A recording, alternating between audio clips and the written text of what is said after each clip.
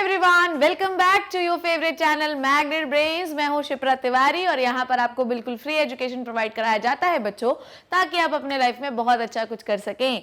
सो आज की कहानी जो मुझे सुनानी आप सुनेंगे अपनी शिप्रा मैम की ज़बानी, and it's all about the fertilisation and implantation. अगर ये लेक्चर बड़ा हो जाएगा तो will complete the fertilization in one lecture, then we complete the implantation in next lecture. ठीक है, सो आज हमको पढ़ना है फर्टिलाइजेशन के बारे में। लास्ट क्लास में हम लोगों ने मेंस्ट्रुएशन खत्म किया था। मेंस्ट्रुएशन में आप लोगों ने ये सीखा कि किसी भी महिला को अगर मेंसेस है, अगर मेंस्ट्रुएशन है तो प्रेगनेंसी नहीं हो सकती, पर अगर मेंसेस नहीं हुए तो प्रेगनेंसी हो सकती है। अब जरूरी नहीं है कि किसी महिला को मेंसेस नहीं है तो बोले तू प्रेग्नेंट ही है। बात ऐसा है कि हो सकता है उसको फिजिकल कोई प्रॉब्लम हो जिसकी वजह से उसको मेंस्ट्रुएशन नहीं हो रहे हो, वो बात अलग है। पर हम एक पॉसिबिलिटी मानते हैं कि किसी फीमेल को अगर मेंस्ट्रुएशन नहीं हुआ है तो मे बी उसको प्रेगनेंसी है। और अगर किसी को प्रेगनेंसी है मेरे बच्चों, तो उसके में फर्टिलाइजेशन होना बहुत जरूरी है। फर्टिलाइज होकर एग को इम्प्लांट होना बहुत जरूरी है, एम्ब्रियोनिक डेवलपमेंट होना बहुत जरूरी है, और पार्चुरेशन मतलब डिलीवरी होना जरूरी है। सो अब हम पढ़ेंगे ये पूरे इवेंट्स जो फीमेल रिप्रोडक्टिव ट्रैक में ड्यूरिंग द प्रेगनेंसी होते हैं।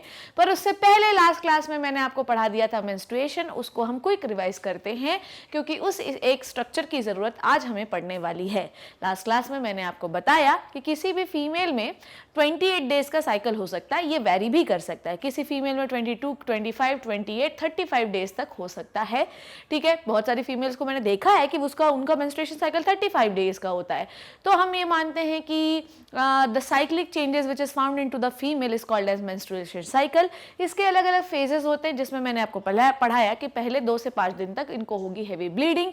इस ब्लीडिंग में एंडोमेट्रियल वॉल जो होती है वो शेड आउट हो जाती है। ये हैवी ब्लीडिंग का कारण है बॉडी में प्रोजेस्टेरॉन की कमी या एब्सेंस। ठीक है, पर साथ ही साथ अगर मान लीजिए कि किसी मंथ में राइट वाली ओवरी ने अपना ओवा डेवलप करके मेंस्ट्रुएशन पीरियड के दौरान बाहर निकाला था, तो अब वो लेफ्ट वाली ओवरी के ओवा को डेवलप करेगी। समझ आई बात?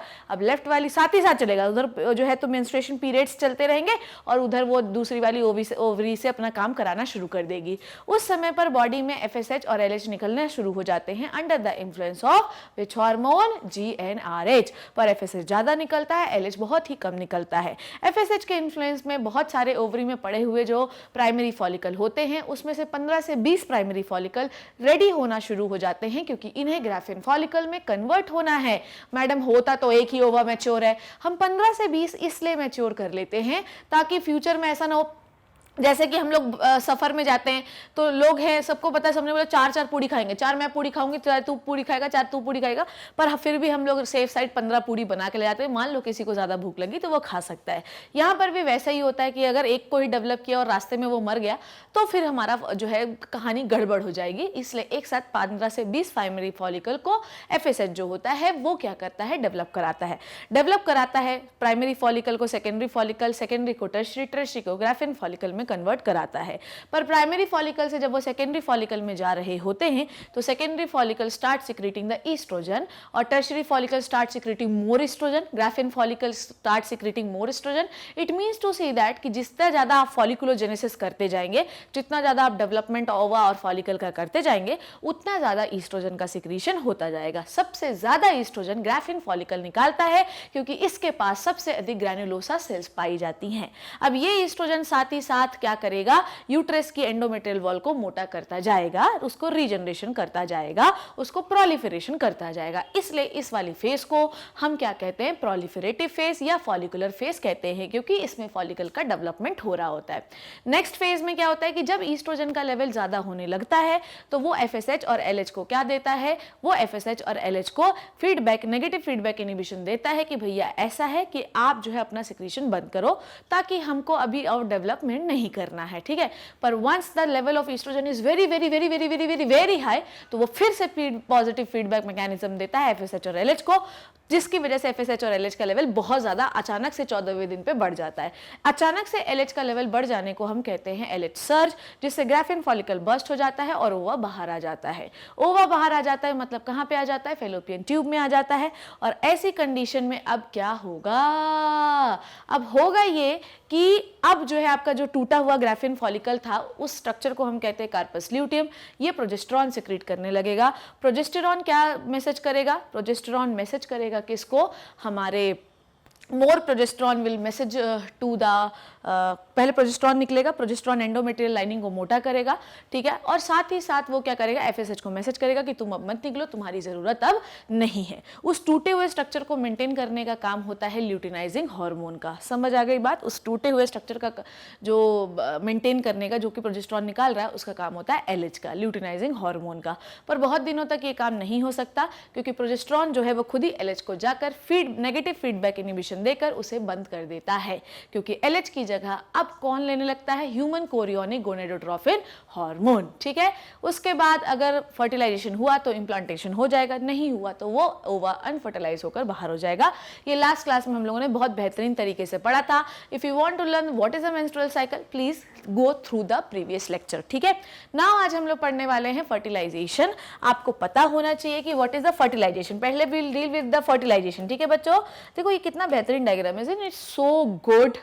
लुक एट दिस, कितना सुंदर। This is the male penis का ग्लास स्ट्रक्चर दिखा रहा है, इससे स्पर्म एंट्री कर रहा है, ठीक है। It is a very beautiful diagram, ठीक है। चलो शुरू करते हैं बच्चों। अच्छा, इतने देर से मैं जो बकर बकर बकर बकर कर रही हूँ, और अगर किसी बच्चे को नहीं समझ में आ रहा होगा, आप ऐसा करो कि पिछला लेक्चर लगाओ। अब क्या होता है कि लास्ट क्लास में मैंने 2 घंटे पढ़ाया और फिर मैं आधे घंटे फिर यहाँ रिवाइज कराऊँ, तो ये पॉसिबिलिटी नहीं है बच्चों। It is not feasible. I have to teach the fertilisation, ठीक है। तो मुझे फर्टिलाइजेशन पढ़ाने दो। आ जाओ। फर्टिलाइजेशन सबसे पहले क्या होता है, पहले ये जान लेते हैं, उसके बाद सब कुछ जानते हैं। आ जाओ रे, ठीक है। फर्टिलाइजेशन, इसके बहुत सारे स्टेप्स होते हैं। समझ में आई बात? ऐसे ही कोई बच्चा नहीं बन जाता। समझ में आई बात? ऐसा ही कोई बच्चा नहीं बन जाता माँ के गर्भ में, बहुत समय लगता है यार। समझ में आई बात? इसलिए माँ को कष्ट देना बहुत ही गलत बात है। चलो, fertilisation is the fusion of male and female, दिख रहा है ना, वर्डिंग्स मेरी सही दिख रही है ना, female pronuclei to form zygote, ठीक है। सो टक्कर करनी है हमें, ठीक है। हमें क्या करनी है, टक्कर करनी है। ऐसे स्पर्म को लाओ, सीधी सीधी बात है यार। इसमें अगर फर्टिलाइजेशन पूछूं मैं तो क्या होता है फर्टिलाइजेशन तो मैडम स्पर्म होता है और उसको ओवा से अपन को टक्कर करानी है, और इससे ये दोनों हैप्लॉइड स्ट्रक्चर है और इससे हमें एक 2 एंड स्ट्रक्चर बनाना है जिसका नाम होता है जाइगोट। यही होता है fertilisation. I don't think so कि इसमें आपको कोई प्रॉब्लम होनी चाहिए। पर क्या ये प्रोसेस इतना आसान है जितना हम सोच रहे हैं? है क्या आप सोचते हो कि ऐसी स्पर्म जाकर ओवा से मिल जाएगा? बताओ मुझे, क्या तुमको इतना आसान लगता है ये?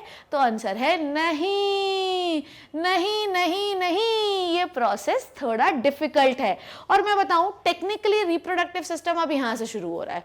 अभी तक तो हम रिप्रोडक्टिव ऑर्गन पढ़ रहे थे, मेंस्ट्रुएशन साइकिल पढ़ रहे थे। अब हम बोले कि कंटिन्यूटी ऑफ लाइफ होता है रिप्रोडक्शन की वजह से, तो अब मेनली रिप्रोडक्टिव सिस्टम ना यहाँ से शुरू हो रहा है। और अब थोड़ी सी चीजें टेक्निकल हो जाएंगी, तो कुर्सियों की पेटियां बांध के रखना। समझ में आ गई बात? चलो आगे जाओ रे। देखो, लास्ट क्लास में फिर मेरे को वही डायग्राम बनाना पड़ेगा। I am not very good at it, और हर बार मैं ऐसे ही बोलती हूँ, पर बनाना तो पड़ेगा ही यार, ठीक है। लास्ट क्लास में हम लोगों ने, लास्ट क्लास क्या हर बार ही हम पढ़ते हैं, फीमेल रिप्रोडक्टिव सिस्टम का एक डायग्राम बनाते हैं। हम एक एक करके स्टेप्स के बारे में डील करेंगे बच्चों, ठीक है ना। हम एक एक करके स्टेप्स के बारे में डील करेंगे, ठीक है। टिंग टिंग टिंग टिंग टिंग टिंग टिंग, ठीक है। अब ऐसा बनाने की कोशिश कर रही हूँ, but I am trying so यार, ठीक है। चलो थोड़ा सा ऐसा बना लेते हैं। थोड़ा अजीब दिख रहा है, पर अभी आपको इससे मतलब नहीं होना चाहिए। चलो देखो, इधर आओ देखो, चलिए देखते हैं। अब हम लोगों ने क्या पढ़ा था? दिस इज द ओवरी, ठीक है। दिस इज द ओवरी थी। फर्टिलाइजेशन पढ़ना है हम लोगों को, ठीक है। हमने क्या पढ़ा फर्टिलाइजेशन में कि एक ओवा से स्पर्म फर्टिलाइज होता है। पर आपको क्या लगता है कि ओवा बस ऐसे नंगा पंगा आ गया, ओवा ने कपड़े नहीं पहने? ऐसा नहीं है। आपको मैं बताऊंगी कि कौन से स्ट्रक्चर ऑफ ओवा को हम लेते हैं, ठीक है। ओवरी के अंदर क्या पाए जा रहे थे बच्चों? प्राइमरी फॉलिकल पाए जा रहे थे। प्राइमरी किस में डेवलप हुआ था? Secondary follicle. सेकेंडरी किस में डेवलप हुआ था? Tertiary follicle. और टर्शरी किस में डेवलप हुआ था? Graafian follicle. हुआ था या नहीं हुआ था? मुझे तो ये बताओ, हुआ था? बोलो मुझे, बोलो मुझे, जब फीमेल की प्यूबर्टी हुई थी, याद है? याद है तुम लोगों को? देखो मैं लास्ट क्लास को भी रिवाइज करा रही हूं। जब प्यूबर्टी होती है तो आपके जो फॉलिकल होते हैं उसमें मोस्ट डेवलप्ड फॉलिकल कौन सा होता है? मैडम उसमें सबसे ज्यादा डेवलप्ड फॉलिकल होता है ग्राफियन फॉलिकल। था सबसे डेवलप्ड फॉलिकल ग्राफियन फॉलिकल? बोलिए, था ग्राफियन फॉलिकल। अब इस ग्राफियन फॉलिकल में क्या क्या था? बताओ मुझे इस ग्राफियन फॉलिकल में क्या था? सबसे पहले मैम ग्राफियन फॉलिकल में था एक सेकेंडरी oocyte था। बोलो, यहां पर एक सेकेंडरी oocyte था। बोलिए सेकेंडरी oocyte था कि नहीं था? और उसके बाद ध्यान से सुनिए, पहले एक मैं ग्राफियन फॉलिकल का डायग्राम बना रही हूं, ठीक है? सो this is the secondary oocyte, isn't it? ये सेकेंडरी oocyte था इसके अंदर। ये सेकेंडरी oocyte ओवम नहीं है। हम कहते जरूर हैं कि भैया जब मेंस्ट्रुएशन साइकिल होता है तो ओवम बाहर निकल जाता है, पर आपको याद रखना है कि मेंस्ट्रुएशन से आप क्या बाहर निकालते हैं? मेंस्ट्रुएशन से आप सेकेंडरी oocyte को एग्जिट देते हैं बेटा, ठीक है? कौन सा oocyte? सेकेंडरी oocyte एग्जिट लेता है, ये बात आपको पता होनी चाहिए। डन। बहुत सारा लोग बोलता है कि लो ओवम निकाल दिया बाहर, पर आपको पता होना चाहिए कि मैच्योर ओवम वही होता है जब स्पर्म की एंट्री हो जाती है, क्योंकि जब सेल डिवीजन कंप्लीट होगा तभी तो कोई सेल कंप्लीटली डेवलप होगी ना, कि नहीं होगी? बोलो। अब ये सेकेंडरी oocyte इसमें किस फेज में अरेस्ट था? बोलिए। ये सेकेंडरी oocyte वो आपके फॉलिकल सेल्स के अंदर किस फेज में अरेस्ट था? बोलिए मुझे, बताइए किस फेज में अरेस्ट था? ये अरेस्ट था मेटाफेज 2 में, ठीक है? किस फेज में अरेस्ट था यार? मेटाफेज 2 फेज में अरेस्ट था कि नहीं था? ये पढ़ चुके हम लोग। अब ग्राफियन फॉलिकल में ये जो सेकेंडरी oocyte है जो कि मेटाफेज 2 फेज में अरेस्ट हो गया है, इसके आगे सेल डिवीजन नहीं हो सकता। कब होगा? पढ़ा है, oogenesis पढ़िए, जब स्पर्म की एंट्री होगी, ठीक है? और बच्चों इसके चारों तरफ एक नॉन सेलुलर लेयर पाई जाती है जो कि ग्लाइकोप्रोटीन की बनी हुई होती है, ठीक है? ये क्या होती है बच्चों? This is the non cellular layer, ठीक है? क्या होती है बच्चों? This is the non cellular layer. किससे बनी होती है बच्चों ये? This is made up of glycoprotein. क्या नाम था इसका? बोलिए मैडम। इस लेयर का नाम था जोना पेल्यूसिडा, ठीक है? क्या होता है यहाँ पर? इसको मिटा दूं मैं, मुझे थोड़ा जगह चाहिए। प्यूबर्टी में ग्राफियन फॉलिकल बनना है, ये पता आपको। इस लेयर का नाम होता है बच्चों जोना पेल्यूसिडा, ठीक है? क्या नाम है?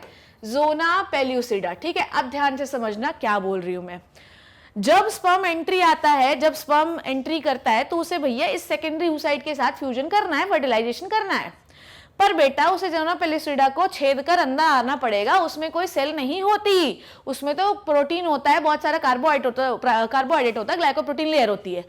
इस सेल के ऊपर, इस लेयर के ऊपर मैं बनाना चाहूंगी कि हालांकि मुझे बाद में बताना, पर ठीक है अभी बता देती हूँ।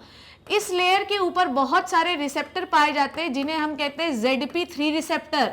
समझ में आई बात? इस लेयर के ऊपर जो कि सेकेंडरी oocyte के ऊपर है, इसके ऊपर जस्ट बहुत सारे क्या पाए जाते हैं? रिसेप्टर। ठीक, देखो ध्यान सुनो, मेरी बात सुनो।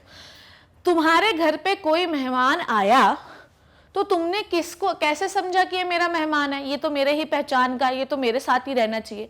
मैडम ऐसे पहचाना कि हमारे में मेमोरी थी और हमने बोला कि अरे शर्मा अंकल आए हैं, ठीक है शर्मा अंकल बैठो।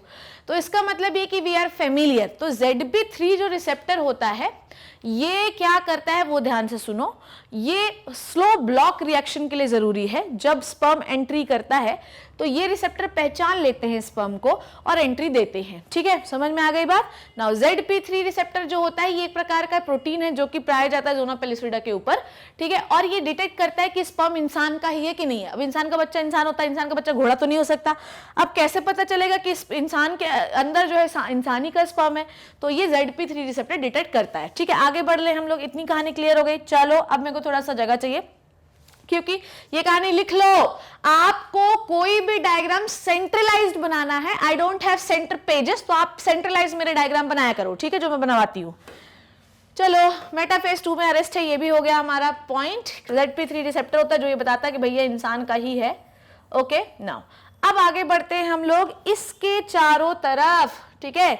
अब मैं पूरा बना लूं फिर मैं लेबल कर देती हूँ, ठीक है? इसके चारों तरफ जोना पेल्यूसिडा के चारों तरफ लंबी लंबी ग्रैन्युलोसा सेल्स पाई जाती हैं, ठीक है, लंबी लंबी ग्रैन्युलोसा सेल्स पाई जाती हैं, ध्यान सुनो, लंबी लंबी ग्रैन्युलोसा सेल्स पाई जाती हैं जिनको हम कहते हैं कोरोना रेडियाटा, ठीक है, क्या कहते रे, क्या कहते बोलो, हमें इसे कहते हैं कोरोना रेडियाटा, ठीक है, समझ में आई बात। So red one is the zona pellucida, red one is the zona pellucida, the black one is the secondary oocyte, ठीक है, डन हो गई।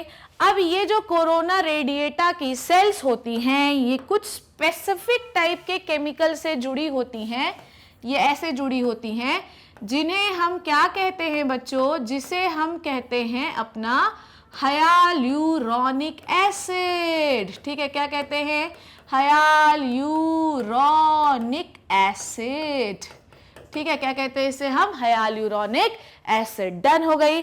अब होता ये है कि इस स्ट्रक्चर के चारों तरफ बहुत सारी और ग्रैन्युलोसा सेल्स पाई जाती हैं, ठीक है, बहुत सारी और ग्रैन्युलोसा सेल्स पाई जाती हैं, ठीक है, ये पढ़ा था हम लोगों ने।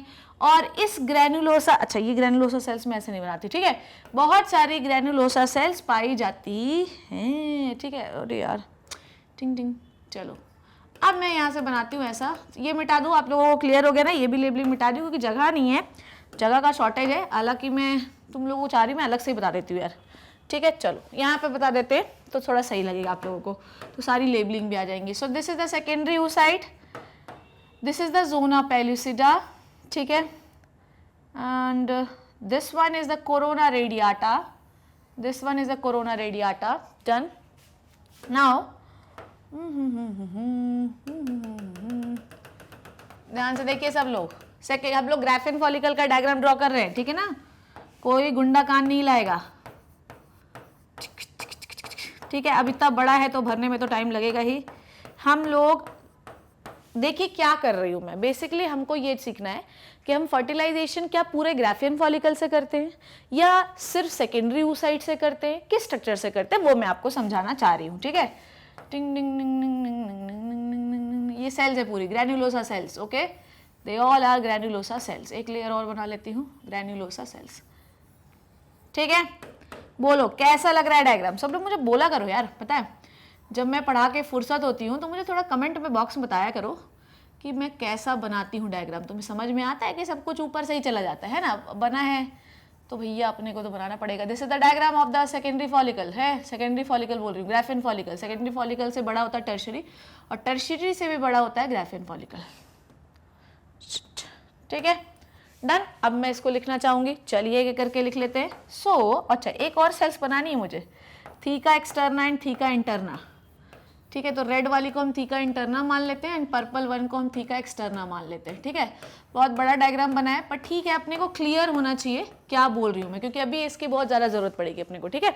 चलो बच्चों आ जाओ रे, ध्यान से देखो। So this one is the purple one is the theca sales, ठीक है, पर्पल वन को क्या कहते हैं अपन, थीका सेल्स या थीका लेयर भी कह सकते हैं, ठीक है, थीका सेल्स या थीका लेयर, डन हो गई।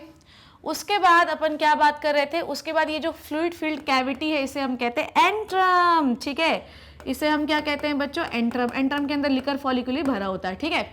उसके बाद ये क्या है, क्यूम्यूलस ऑफ्रिकस, क्यूम्यूलस ऑफ्रिकस ये भी पढ़ लिया हम लोगों ने, जो कि इस पूरे स्ट्रक्चर को जोड़ के रखता है ग्रैन्युलोसा सेल से।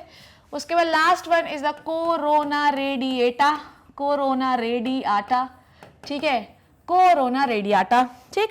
कोरोना रेडियाटा में कौन सी सेल्स होती हैं भैया, कोरोना रेडियाटा में इलोंगेटेड ग्रैन्युलोसा सेल्स होती है जो कि हाइयालुरोनिक एसिड से जुड़ी होती हैं, ठीक है। उसके बाद बेटा ये होता है जोना पेल्यूसिडा, जोना पेल्यूसिडा, इसके अंदर कौन सा प्रोटीन होता है, कौन से रिसेप्टर, ZP3, और इसको आपको याद रखना है हाइयालुरोनिक एसिड से, ठीक है। कोरोना रेडिएटा को आपको हाइयालुरोनिक एसिड से याद रखना है क्योंकि इसकी जो सेल्स होती हैं ये इस केमिकल से जुड़ी हुई होती हैं, ठीक है। नाउ मेरे बच्चों this is the secondary oocyte, secondary oocyte, ठीक है, ये क्या हो गया सेकेंडरी oocyte, कैसा अरेस्टेड है, arrested arrested arrested at metaphase, metaphase 2 stage, metaphase 2 stage, done हो गई मेटाफेज 2। ओहो ये क्या हो रहा है, ज़्यादा तेज लिख दो तो इसको चंडाली चढ़ जाती है। डन हो गया। सो this is the Graafian follicle. पर हमें ये समझना है कि क्या एग्जैक्टली यही हम लोग फैलोपियन ट्यूब में पहुंचाते हैं, ठीक है? तो आंसर है नहीं। ध्यान से देखना, इधर देखो। नाउ इस ग्राफियन फॉलिकल को जब हम रप्चर करते हैं, ठीक है, इस ग्राफियन फॉलिकल को जब रप्चर करते हैं, ये कौन सा रीजन है ये भी लिखना पड़ेगा, लिखना ही तो बहुत पड़ता है यार। सो दिस इज द इनफंडिबुलम, ठीक है, ये क्या है आपका रीजन, इनफंडिबुलम, इनफंडिब्यूलम, ठीक है, इनफंडिब्यूलम, ठीक है। और ये जो रीजन होता है सोलन 1, this is called as ampulla, ठीक है। अब यहाँ पर ये जो ओवा आया है ये वेट करेगा, ठीक है, ये यहाँ पर ओवा जो है सेकेंडरी oocyte, नॉट ओवा बोल रही हूँ पर this is the secondary oocyte। अब ये यहाँ पर वेट करेगा, ठीक है, तैयार होगा, नेल पॉलिश लगाएगा, लिपस्टिक लगाएगा, तैयार होगा। किस चीज़ का, स्पर्म का वेट करेगा। पर यहाँ पर आपको ये समझना है कि ये जो सेकेंडरी oocyte है उसमें पूरा ग्राफियन फॉलिकल हम ले जाते हैं क्या, नहीं। ये ग्राफियन फॉलिकल रप्चर होता है और ये वाला जो स्ट्रक्चर है दिस वन, ये पूरा एग्जिट आउट होता है। इसके लिए अपन को एक और डायग्राम बनाना पड़ेगा। इसके लिए हमें एक ओवा का डायग्राम बनाना पड़ेगा, ठीक है, बिना ओवा के डायग्राम के काम नहीं बनेगा। चलो अब ओवा का डायग्राम देख लेते हैं हम लोग। हाँ, तो मैं आपको क्या बता रही थी वो देख लो पहले, कि जब हम ग्राफियन फॉलिकल को रप्चर्ड करते हैं, ध्यान समझना, जब 14th डे ऑफ ओव्यूलेशन जब हम लोगों ने किया था, याद है आप लोगों को कि सब भूल गए, आए और टकराया गया। ओव्यूलेशन हम करते हैं, मान लो स्टैंडर्ड जो डे होता है वो पूरे मेंस्ट्रुअल साइकिल का जो 14th डे होता है वो होता है डे ऑफ ओव्यूलेशन, ठीक है। पर मैंने आप लोगों को डे ऑफ ओव्यूलेशन निकालना सिखाया है बच्चों, ठीक है। मान लो कि किसी को 35 डेज का साइकिल है तो आपको 14th डे ही सबका डे ऑफ ओव्यूलेशन नहीं मानना है। आपको क्या करना है, आपको मान लो कि उसका मेंस्ट्रुएशन जो है वो 17 सितंबर को खत्म हुआ, ठीक है, तो आपको पीछे से 14 दिन गिनने हैं।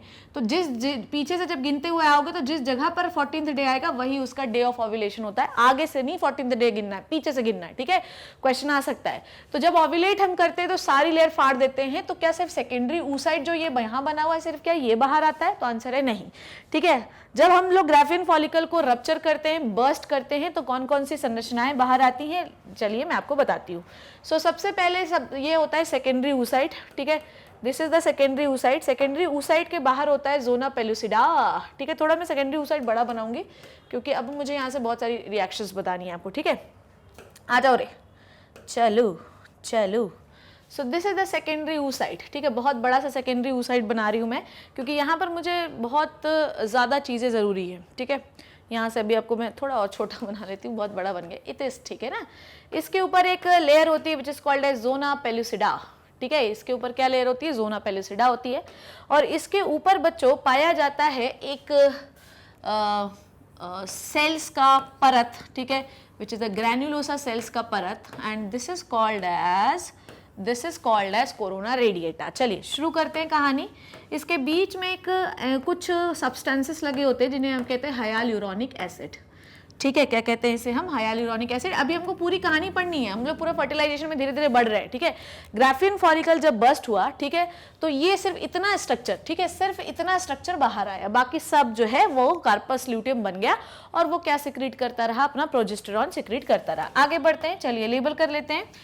So this is the corona radiata, ठीक है। ये क्या है बच्चों, कोरोना रेडिएटा है, ठीक है।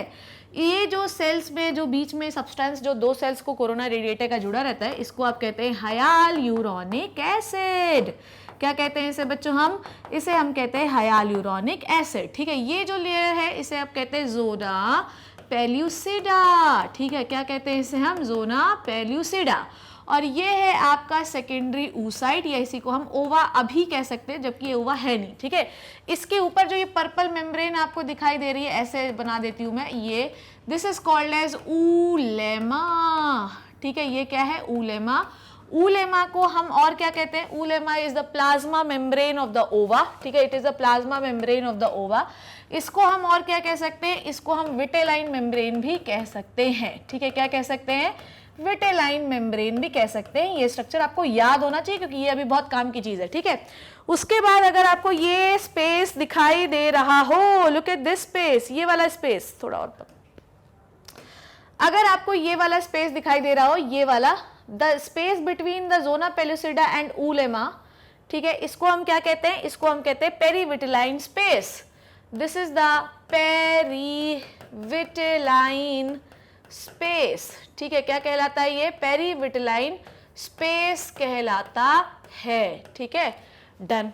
ये हो गया एक ओवा का स्ट्रक्चर, या मैं इसको अभी कह दूं सेकेंडरी oocyte का स्ट्रक्चर, जो किस चीज के लिए रेडी है? जो रेडी है फर्टिलाइजेशन के लिए, रेडी फॉर फर्टिलाइजेशन। यही स्ट्रक्चर, कोई ग्रेनुलोसा फेनुलोसा सेल जो ग्राफियन फॉलिकल में थी वो फर्टिलाइजेशन में काम नहीं आएंगी बच्चों, यही स्ट्रक्चर जो है ये फर्टिलाइजेशन करेगा। चलिए शुरू करते हैं कहानी।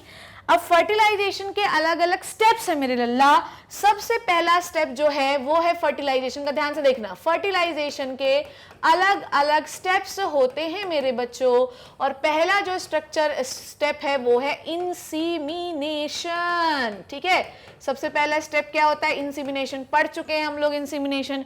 इंसीमिनेशन इज द प्रोसेस, ठीक है, इंसीमिनेशन इज अ प्रोसेस जहां पर वेजाइना में बहुत सारे स्पर्म्स को रिलीज किया जाता है, ठीक है। वन इजैकुलेशन में, ध्यान से समझना क्या बोल रही हूं मैं, वन इजैकुलेशन में एक बार जब male penis get inserted into the female vagina, कितना स्पर्म रिलीज कर देता है वन इजैकुलेशन में? वो लोग पढ़ चुके हैं ना हम लोग।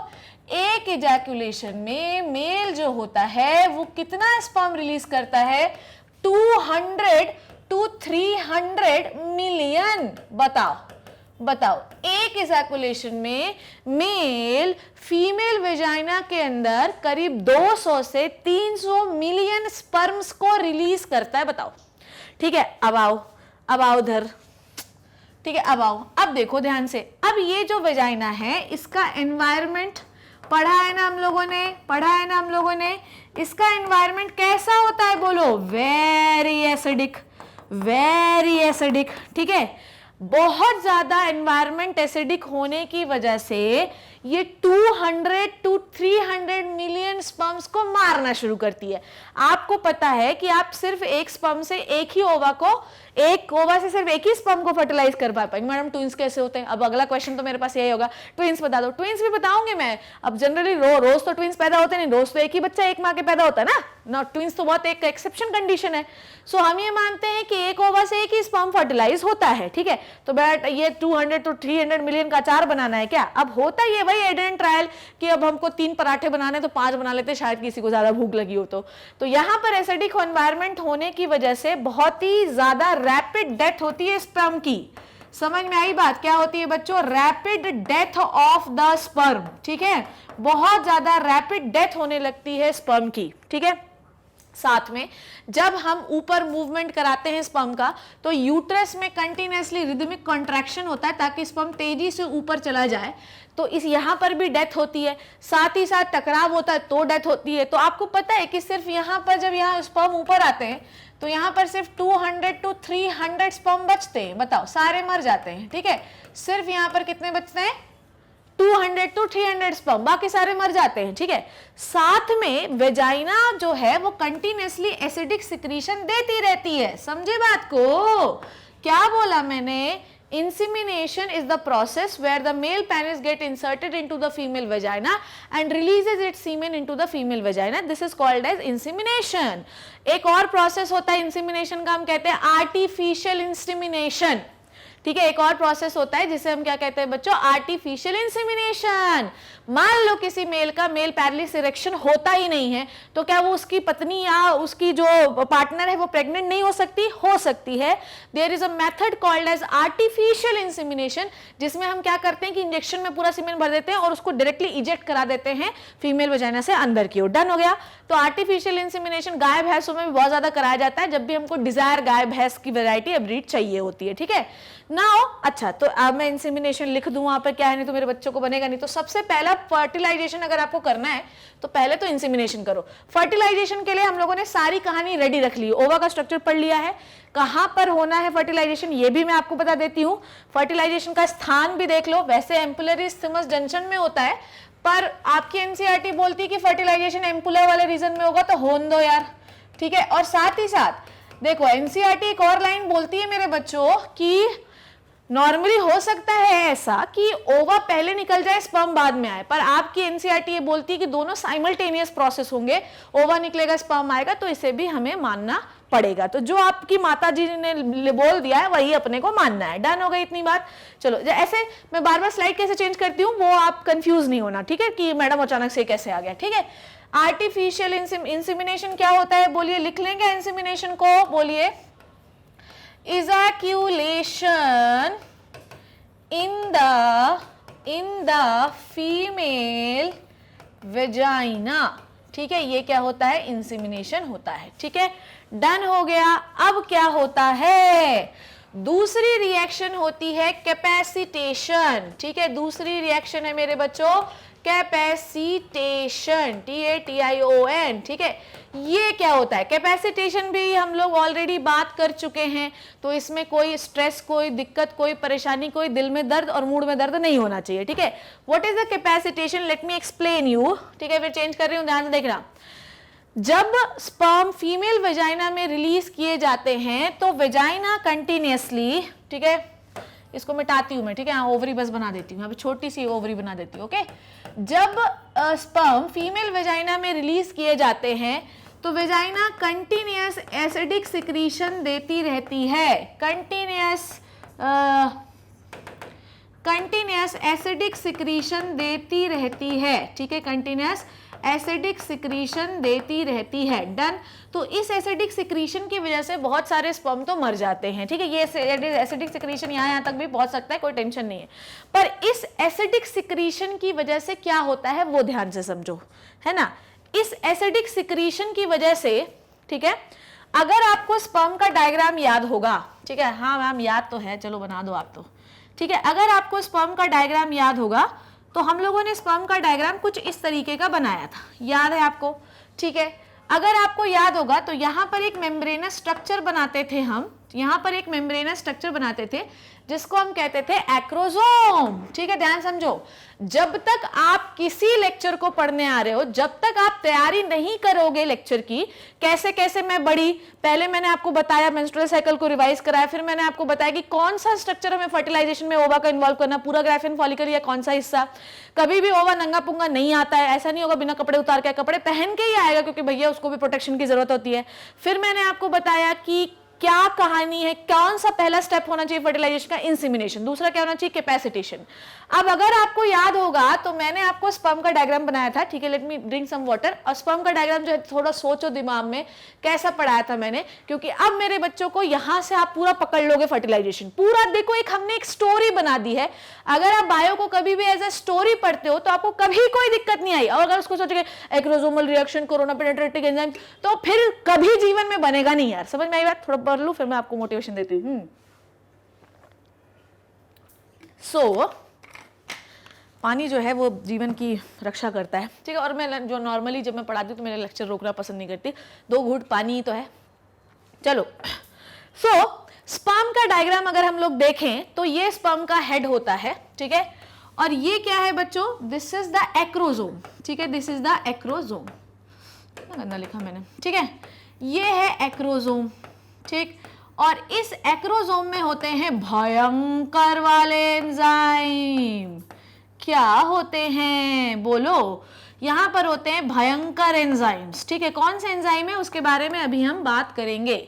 अब होता क्या है, यहां पर होती है भैया प्लाज्मा मेम्ब्रेन, ठीक है। ये पूरा क्या होता है, पूरा प्लाज्मा मेम्ब्रेन इसके चारों तरफ होता है कि नहीं होता, पढ़ाया मैंने स्पर्म के डायग्राम में। पढ़ा करो यार, बिना पढ़े तो जीवन में किसी का कुछ नहीं हो पाया तो अपना क्या होगा, ठीक है। ये होती है इसकी प्लाज्मा मेम्ब्रेन, ठीक है, ये क्या होती है इसकी प्लाज्मा मेम्ब्रेन, ठीक है। अब यहां पर जो ओवा बैठा हुआ है, ठीक है, ध्यान से समझना क्या बोल रही हूं मैं, यहां पर जो ओवा यहां पर निकल के बैठा हुआ है वो बोल रहा है कि भैया ऐसा है कि मेरे लिए शादी के लिए बहुत सारे रिश्ते आ रहे हैं, यहां से चले आ रहे रिश्ते, पर शादी में सक्सेसफुल वही रिश्ता होगा जो बढ़िया से नहाया धोया होगा, ठीक है।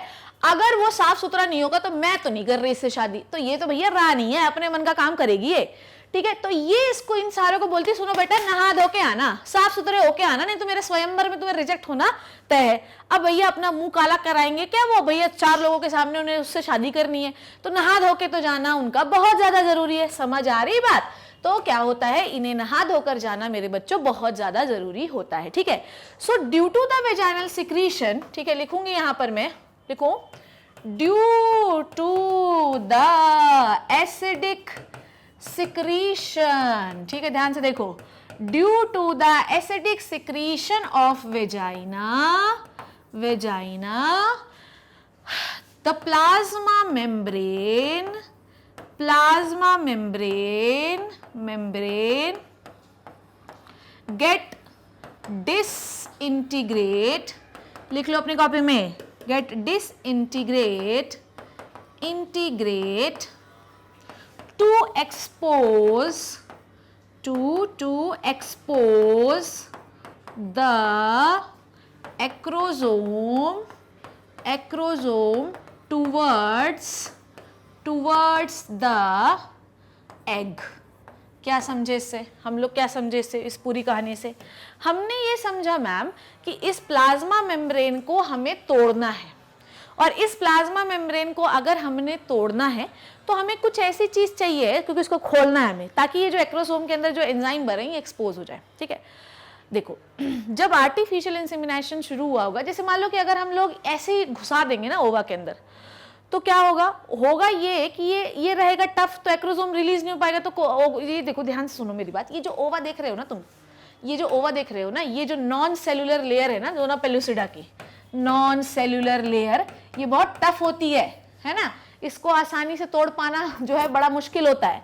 तो इसलिए हमको कंटिन्यूसली क्या चाहिए मेरे लल्ला, इसलिए कंटिन्यूसली हमको चाहिए एंजाइम्स। क्या चाहिए? एंजाइम्स।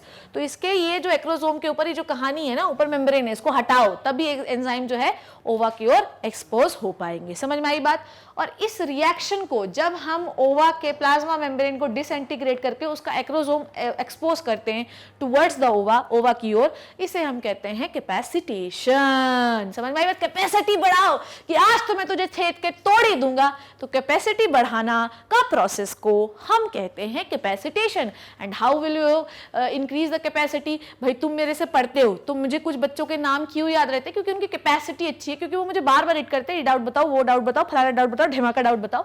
तो उनकी कैपेसिटी बढ़ाना मेरा काम है। उनके अंदर जो भी भूसा भरा हुआ मैं साफ करूंगी। तो पहले भूसा हटाओ, तभी तो एक की ओर जाओगे। डन हो गई इतनी बात? समझ आ गई बात? डन हो गया? ठीक है, आओ अब मैं थोड़ा सा तुमको स्लाइड्स पढ़वा दूं ताकि मेरे दिल को थोड़ा चैन आए, है ना? ओहो कहाँ है यार? ओहो कहाँ है यार? Fertilisation, anti fertilisation reaction. ठीक है, चलो आ जाओ। देखो, अब देखो कैपेसिटेशन हो गया, ठीक है। अब सुनो मेरी बात। हमारे ओवा का जो लाइफ स्पैन होता है वो 24 आवर्स होता है, स्पर्म का 72 आवर्स तक हो सकता है, ठीक है। अब हमको पढ़ना है थर्ड चीज, ठीक है, ये बताना था मुझे। 2 स्टेप्स हो गए, now will move to the third step, ठीक है। अब हम पढ़ रहे हैं थर्ड स्टेप,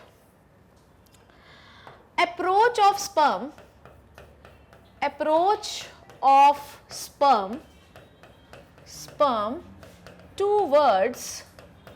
towards ova, ठीक है। अब हमको क्या पढ़ना है? Approach of sperm towards the ओवा। चलो बेटा, तो तुम जो है स्पर्म को नहला धुला के तैयार कर तो लोगे, ध्यान से सुनो, तुम इस स्पर्म को नहला धुला के तैयार तो कर लोगे, पर पहला हमको ये सीखना पड़ेगा कि भैया ऐसा जो है स्पर्म जो है वो सिर्फ ओवा के पास ही क्यों जाए, ठीक है। तो ये वाला स्टेप हम सेकंड करना चाहिए हमको। तो यहाँ पे कैपेसिटेशन को थर्ड पढ़ना है और इस वाले स्टेप को हमें दूसरा पढ़ना है, ठीक है। इसको हमें दूसरा पढ़ना है, ठीक है, क्योंकि पहला इंसेमिनेशन करा दो, ठीक है। फिर उसके बाद उसे कैसे पता चलेगा मुझे इसी डायरेक्शन में चलना है? हो सकता है कि वो पीछे चला जाए, हो सकता है इधर उधर चला जाए।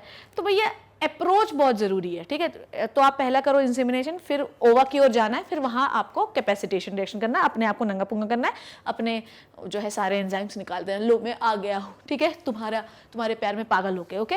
सो अप्रोच ऑफ स्पर्म टूवर्ड्स ओवा का मतलब ये होता है, यहाँ पर होता है केमिकल स्टिमुलस, ध्यान से समझो, यहाँ पर होता है एक केमिकल स्टिम्युलस, ठीक है।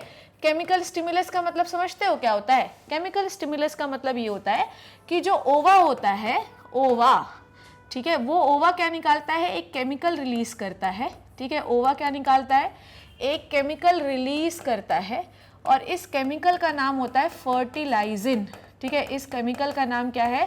फर्टिलाइजिन, ठीक है, ठीक।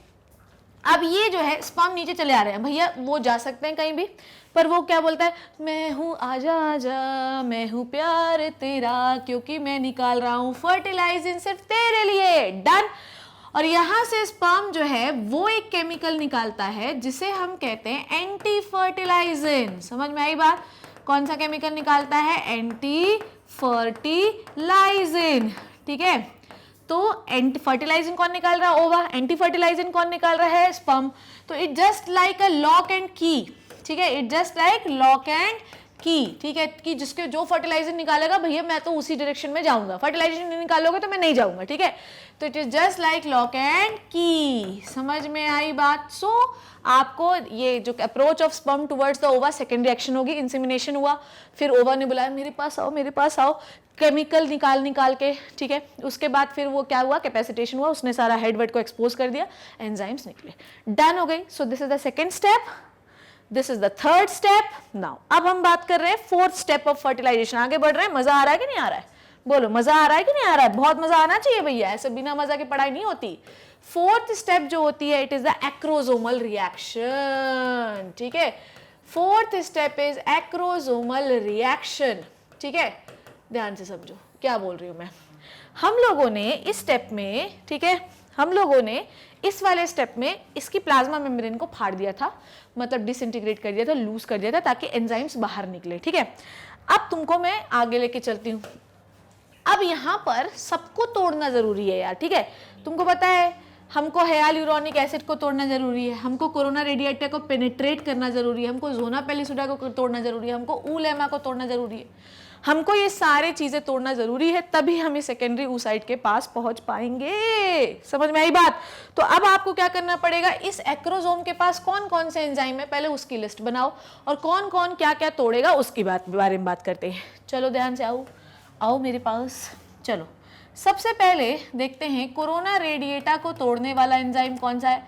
ठीक है, इन दिस लिखूंगी, इसमें एक लाइन लिखना चाहती हूँ, in this the enzymes of, in this the enzymes of, ठीक है, enzymes of acrosome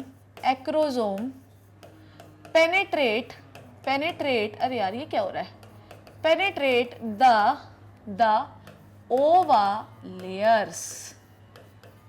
डन। चलो सबसे पहले हम लोग क्या बात करने वाले हैं, ध्यान से देखो। सबसे पहले कोरोना रेडिएटा को कौन पेनेट्रेट करेगा? देखो, कोरोना रेडिएटा को पेनिट्रेट करने वाले एंजाइम का नाम क्या होता है बच्चों? इसका नाम होता है कोरोना पेनिट्रेटिंग एंजाइम। ठीक है, सबसे पहले कोरोना रेडिएटा को देखो भैया, यार तुमने देखो यहाँ पे सारे स्पर्म्स आके जुड़ गए हैं। ठीक है, यहाँ पे सारे स्पर्म्स जुड़े हुए हैं। अब इन सारे स्पर्म्स को हमें भेजना है ओवा तक। ठीक है, इन सारे स्पर्म्स को हमें कहाँ भेजना है? ओवा तक भेजना है कि नहीं भेजना है? कैसे भेजोगे यार? एक्रोसोम में जो प्रेजेंट एंजाइम है वो सारी लेयर को तोड़ते जाएंगे। तो कोरोना रेडिएटा को पेनिट्रेट करने या कोरोना रेडिएटा को तोड़ने वाले एंजाइम का नाम होता है कोरोना पेनिट्रेटिंग एंजाइम। ठीक है, CPE। ठीक है, उसके बाद सेकेंड नंबर पे कौन आएगा मैम? सेकेंड नंबर पे आता है जोना। फिर उसके बाद हाइलुरोनिक एसिड को भी तो तोड़ना है यार।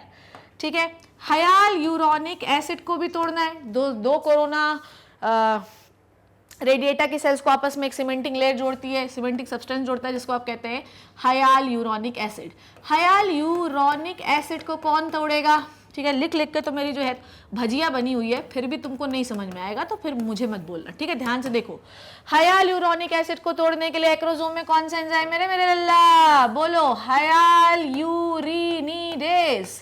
ठीक है, मुझे तो कभी कभी लगता है कि मुझे स्लाइड्स की जरूरत ही नहीं है। हाइलुरिनिडेज तीसरा एंजाइम, बोलो तीसरी लेयर कौन सी आती है? तीसरी लेयर मैम आती है ज़ोना पेल्यूसिडा। ज़ोना पेल्यूसिडा को कौन तोड़ेगा मैम? ज़ोना पेल्यूसिडा को तो मैम हमें पता है, बोलो ज़ोनालाइसिन। ठीक है, कौन? ज़ोनालाइसिन। ये सारे एंजाइम्स आपके एक्रोसोम में प्रेजेंट है, which is found into the head of the sperm. ठीक है, ज़ोनालाइसिन या इसी को हम कहते हैं एक्रोजिन। ठीक है, बहुत सारे बच्चे, मेरे को याद आ गया तो मैं बोल देती हूँ, बहुत सारे बच्चे जो है वो ये बोलते हैं, अरे यार चिल्लाती हैं, rest in peace of headphone users, RIP headphone users. बेटा क्या होता है, ध्यान से सुनो आज मेरी बात, है ना, कान खोल के। कभी भी तुम लोगों को याद होगा कि बचपन में मम्मियाँ तुमको बोलती थी, खुसुर खुसुर करके मत पढ़ना। इवन मेरी मम्मी तो बोलती थी, जब मैं सुबह 4-5 बजे उठती थी और मैं पढ़ना शुरू करती थी तो माई मदर वॉज लाइक, सुनो रिंकी, ऐसे नहीं पढ़ना, धीरे धीरे नहीं पढ़ना, तेज तेज पढ़ो, बोल बोल के पढ़ो। जब भी हम किसी भी चीज़ को बहुत तेज, बहुत फ्लक्चुएट करके, आपको कभी आपने सोचा है कि मैं पढ़ाते पढ़ाते ऐसे जोक्स क्यों क्रैक कर देती हूँ, मेरे लल्ला मुन्ना बेटा और हरे नीले पीले लाल गुलाबी सब बोल देती हूँ कि नहीं बोल देती हूँ? क्योंकि मैं चाहती हूँ कि आप मोनोटोनस ना चले, आपका दिमाग बीच बीच में रिफ्रेश होता रहे और साथ ही साथ आप मेरे साथ पढ़ते रहो, ठीक है। इससे क्या होगा कि फर्टिलाइजेशन हमने कहाँ से शुरू किया था, रिवाइज करके हम कहाँ पे खत्म करेंगे, तुमको मक्खन लगेगा सब कुछ, मक्खन। और अगर आप मक्खन लगना चाहते हो तो मेरे साथ बने रहो, ठीक है। इसलिए मैं बीच बीच में थोड़ा रिफ्रेश कर देती हूँ, देखो बेटा ऐसा होता है, ऐसा वैसा होता है। इससे लेक्चर जो है 2-4 मिनट लंबा हो सकता है पर बोरिंग नहीं होगा, ये मेरी गारंटी है, ठीक है। चलो ठीक है ना आज के लिए। सो ज़ोनालाइसिन एक्रोसिन, उसके बाद लास्ट में हमें तोड़ना है किसको, देखिए लास्ट में हमें तोड़ना है ऊलेमा को, जो कि सेकेंडरी ऊसाइड की लेयर है। और ऊलेमा को तोड़ने के लिए ध्यान से सुनो रे, ऊलेमा को तोड़ने के लिए हमारे पास होते हैं डिसइंटीग्रिन पेप्टाइड्स, ठीक है, इंटीग्रिन पेप्टाइड्स। डन हो गई इतनी बात, ठीक है। सो ये सारे एंजाइम्स कहाँ प्रेजेंट है मेरे लल्ला, ये सारे एंजाइम्स प्रेजेंट हैं, एंजाइम प्रेजेंट प्लस एंटी लिख रही हूँ व्हाट्सएप में जो है बात कर करके, प्रेजेंट एट एक्रोसोम, ठीक है, समझ गए ना क्या होता है। चलो डन, ये हो गई एक्रोसोमल रिएक्शन, ठीक है। बोलो समझ में आया ना। ये एंजाइम निकाल के ध्यान से समझना, कहाँ थे अपन, ये एंजाइम निकाल के ये स्पर्म पहले हाइलुरोनिक एसिड तोड़ेंगे, कोरोना रेडिएटा तोड़ेंगे, उसके बाद ज़ोना पेलुसिडा तोड़ेंगे, ऊलेमा तोड़कर अंदर घुस जाएंगे। डन, ठीक है। अब आपके मन में यहाँ पे पहले अपन करते हैं नेक्स्ट स्टेप कौन सा था यार, 4th है या 5th स्टेप है, कौन सा स्टेप है, 5th है ना, 5th करते हैं। 5th स्टेप आ जाओ मेरे बच्चों। 5th स्टेप कौन सा है, ये क्या हुआ, इतना मोटा पेन तो मैंने सिलेक्ट ही नहीं किया था, देखो तो चलो। सो 5th नंबर स्टेप हम लोग क्या बात कर रहे हैं, आइए देखते हैं। 5th स्टेप हम बात कर रहे हैं फर्टिलाइजेशन, ठीक है। फर्टिलाइजेशन फाइनली होने वाला है टॉपिक, अब क्योंकि अभी आपको एक और चीज पढ़नी है, स्लो एंड फास्ट ब्लॉक, उसके बारे में बताऊंगी। Fertilization and formation of ootid, formation of ootid, ठीक है। नॉर्मली हम बोलते हैं कि फर्टिलाइजेशन हो गया तो डेवलप ओवा को हम ऊटिड बोलते हैं, पर एग्जैक्टली ऊटिड क्या है आइए देखते हैं। चलिए आ जाओ बच्चों, अब इस वाले स्टेप पे आपको आना पड़ेगा, ठीक है। पेनिट्रेशन हो गया, ठीक है, पेनिट्रेशन हो गया और आपका जो स्पर्म होता है, ठीक है, ज़ोना पेलिसिडा को जब वो क्रॉस करता है और इसके अंदर सिर्फ स्पर्म का हेड आ पाता है, ठीक है, उसका न्यूक्लियस आ पाता है, बाकी सारी चीज़ें पीछे रह जाती हैं यार, ठीक है, ये याद रखिएगा। पूरा स्ट्रक्चर ऑफ स्पर्म कभी भी अंदर नहीं आ पाता, ठीक है। सिर्फ और सिर्फ ध्यान से सुनना बेटा, है ना, सिर्फ और सिर्फ दिस इज द ऊलेमा, ठीक है, थोड़ा अच्छा से बनाती हूँ, ठीक, दिस इज द ऊलेमा,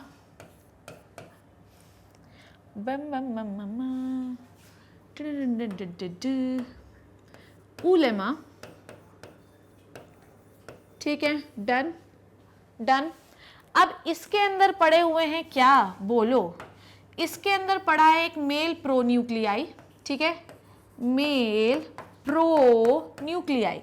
समझे आप क्या बोला मैंने ये बोला कि भैया ये जो है आपका ओवा पड़ा हुआ है, यहाँ पे सब बहुत सारी लेयर्स थी, ठीक है, बहुत सारी लेयर्स थी, स्पर्म ने पेनिट्रेट करके अंदर पहुंचा, जब स्पर्म ने पेनिट्रेट करके अंदर पहुंचा तो ये मेल का फीमेल का न्यूक्लियस पड़ा था, ये मेल का भी आ गया, ठीक है। ऊलेमा के समझ में आई बात, तो ऊलेमा के अंदर दोनों चीजें हैं, ठीक है। ये हो गया मेल प्रोन्यूक्लियाई, समझे बात को। मेल के हेड पे उसका एक प्रोमिनेंट न्यूक्लियस होता है जिसमें करीब 23 क्रोमोसोम्स होते हैं। मेल प्रोन्यूक्लियाई मतलब अभी ये वेल डेवलप्ड नहीं है, फर्टिलाइजेशन के बाद इसकी कहानी बदल जाएगी।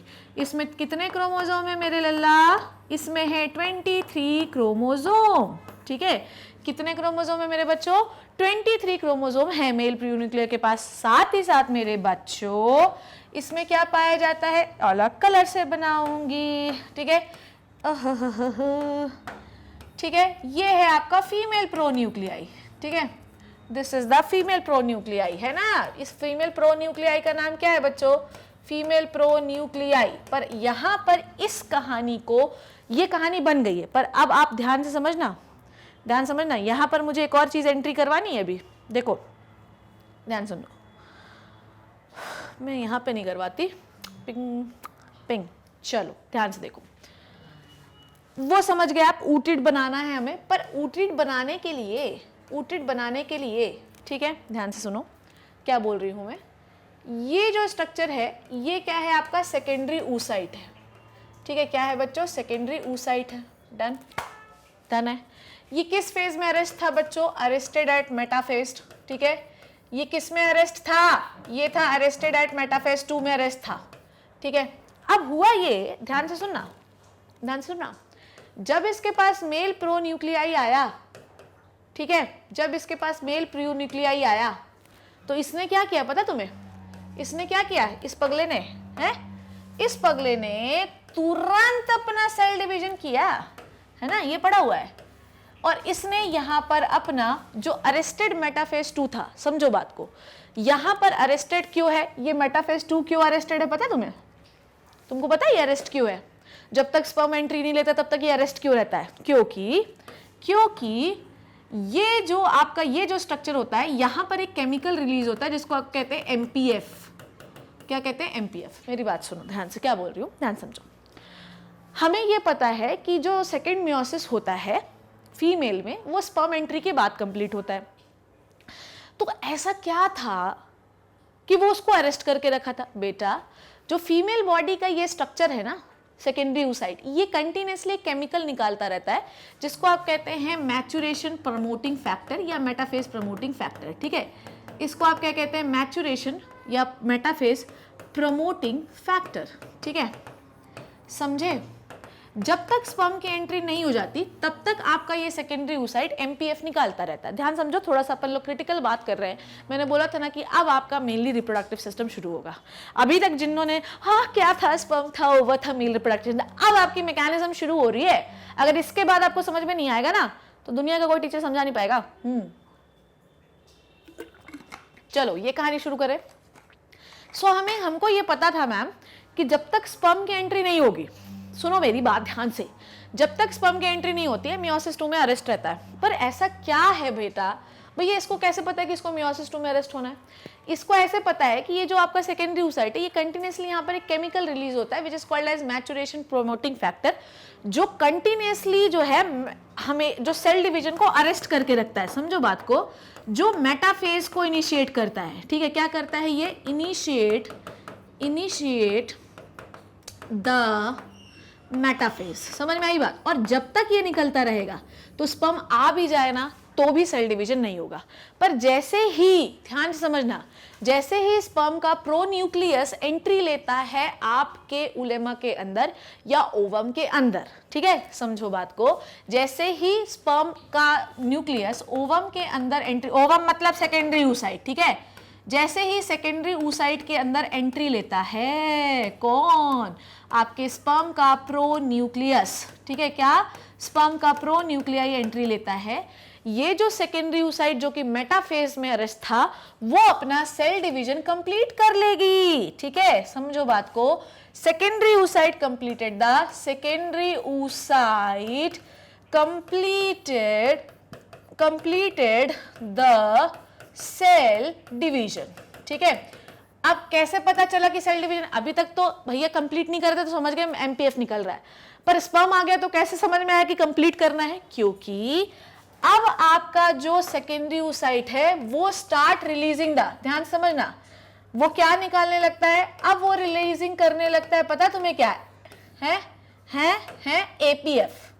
एपीएफ। अरे यार what the hell is this, है रिलीजिंग, ठीक है, क्या रिलीज करने लगता है, एपीएफ। अपने आप ही सिलेक्ट हो जाता है मोटा बिल में, क्या करूं, क्या निकालने लगता है बच्चों, एपीएफ। एपीएफ क्या होता है, anaphase promoting factor, anaphase promoting factor, ठीक है, समझ आई बात। अब ये अपना एनाफेज से चला जाएगा टीलोफेज में, टीलोफेज से अपना सेल डिवीजन कंप्लीट करके एक मैच्योर ओवा का फॉर्मेशन कर लेगा। समझ में आई बात, क्या बना लेगा, एक एक मैच्योर ओवा का फॉर्मेशन कर लेगा। ठीक है, क्या बना लेगा बच्चों? मैच्योर ओवा बना लेगा। क्या समझे आप? जब तक स्पर्म की एंट्री नहीं है तब तक ओवम के अंदर एमपीएफ निकल रहा है, जिससे सेल डिवीजन अरेस्ट था। जैसे स्पर्म की एंट्री हुई, ओवा निकालने लगा एनाफेज प्रमोटिंग फैक्टर, वो मेटाफेज को कंप्लीट करके तुरंत एनाफेज में आया, एनाफेज से टीलोफेज में आया और एक मैच्योर ओवा का फॉर्मेशन कर लिए। अब आपने ध्यान से समझो, नो, मैच्योर ओवा का फॉर्मेशन कर लिया, दिस इज नॉट मैच्योर ओवा। ठीक है, यहाँ पे लिख देती हूँ मैं, secondary oocyte will converted into the mature ओवा। ठीक है, मैच्योर ओवा या लिख सकते हैं सेकेंडरी oocyte था, एक सेकेंड यार, ठीक है, इसको न्यूक्लियस मान लेते हैं हम लोग। जब तक मेल की एंट्री नहीं हुई है, ठीक है, जब तक मेल की एंट्री नहीं हुई है, मेटाफेज में रेस्ट रहेगा। This is the secondary oocyte, जो कि सेकेंडरी oocyte, हाँ सेकेंडरी oocyte नहीं मानते इसको, थक गई हूँ मैं, सुनो ध्यान से क्या बोल रही हूँ मैं। जब तक स्पर्म की एंट्री नहीं है, ध्यान सुनो मेरी बात, क्या बोल रही हूँ मैं, जब स्पर्म की एंट्री होगी, ठीक है, जब स्पर्म की एंट्री होगी तो आपका ये जो न्यूक्लियस है, जो सेकेंडरी oocyte है, वो तुरंत डेवलप हो जाएगा और एक मैच्योर ओवा का फॉर्मेशन कर लेगा। डन, समझ में आ गई? किसका फॉर्मेशन कर लेगा? मैच्योर ओवा का फॉर्मेशन कर लेगा। ठीक है, ये क्या है आपकी ऊलेमा है। ठीक है, ये क्या है आपकी ऊलेमा है। अब इसको हम मैच्योर ओवम कंसीडर कर सकते हैं। ठीक है, अब हम इसको एक मैच्योर ओवम कंसीडर कर सकते हैं। ठीक है, अब ये इसको हम क्या मानते हैं? इसको हम मान रहे हैं फीमेल प्रो न्यूक्लियाई। ठीक है, फीमेल प्रो न्यूक्लियाई। ठीक है, मैच्योर प्रो न्यूक्लियाई मान लेते हैं इसको, मैच्योर ओवम का न्यूक्लियस ऐसा लिख सकते हैं, मैच्योर ओवम्स न्यूक्लियस। ठीक है, और ये है आपका स्पर्म प्रो न्यूक्लियाई। इस स्ट्रक्चर को हम कहते हैं ऊटिड, इस स्ट्रक्चर को हम कहते हैं ऊटिड। समझ में आया? थोड़ा और साफ साफ लिख दूं क्या? बोलो, लिख देती हूँ, टेंशन नहीं लो, मैं सब लिखती हूँ। चलो फिर से लिख देती हूँ। देखो देखो क्या था, ये है सेकेंडरी oocyte। ठीक है, ये क्या है? Secondary oocyte। ठीक है, ये किस में अरेस्टेड? ध्यान से साफ साफ लिख रहे हैं अभी उस स्ट्रक्चर को। ठीक है, ये अभी किस में अरेस्ट है? मेटाफेज 2 में अरेस्ट है। ठीक है, किस में अरेस्टेड है मेरे लल्ला? मेटाफेज 2 अरेस्टेड है ये। ठीक है, अरेस्ट है, ये रो रहा है। डन। ठीक, अब इसके अंदर बेटा एक न्यूक्लियस भी पड़ा होगा ना, ये न्यूक्लियस पड़ा हुआ है इसका। ठीक है, दिस इज द न्यूक्लियस, ध्यान से समझते जाना है ना। ये हुआ इसका न्यूक्लियस, देखो ये हुआ इसका न्यूक्लियस। डन। अब इसके अंदर आ गया, स्पर्म की एंट्री हो गई। ठीक है, नेक्स्ट स्ट्रक्चर में बनाते हैं अपन। देखो ध्यान से, आप लोग कॉपी में इसी को नोट डाउन करना है ना, कि आपको पूरा सीक्वेंस समझ में आ जाएगा। ये आपकी स्पर्म की, अरे यार सिलेक्ट ब्लैक करती हूँ, ये आपके स्पर्म की एंट्री हुई। ठीक है, ध्यान से देखना, ये आपके स्पर्म की एंट्री हो गई। ठीक है, ये स्पर्म की एंट्री हो गई। ठीक है, डन। अब स्पर्म की एंट्री हो गई तो स्पर्म का न्यूक्लियस यहाँ पे आ गया। डन। अब समझना, यहाँ पर वो सेकेंडरी या मेटाफेज 2 में अरेस्ट क्यों है? क्योंकि एमपीएफ की वजह से। ठीक है, मेटाफेज प्रमोटिंग फैक्टर की वजह से अरेस्ट है। पर जैसे स्पर्म का न्यूक्लियस आया, क्या सिक्रीट होने लगेगा? APF, anaphase promoting factor.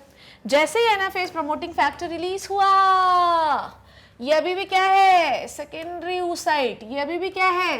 ओहो ओहो, ठीक है, ओहो, ये अभी भी क्या है बच्चों? सेकेंडरी oocyte है। ठीक है, जैसे एनाफेज प्रमोटिंग फैक्टर रिलीज हुआ भैया, इनने अपना सेल डिवीजन कंप्लीट किया और ये एक मैच्योर ओवा बन गए, मैच्योर ओवा बन गए।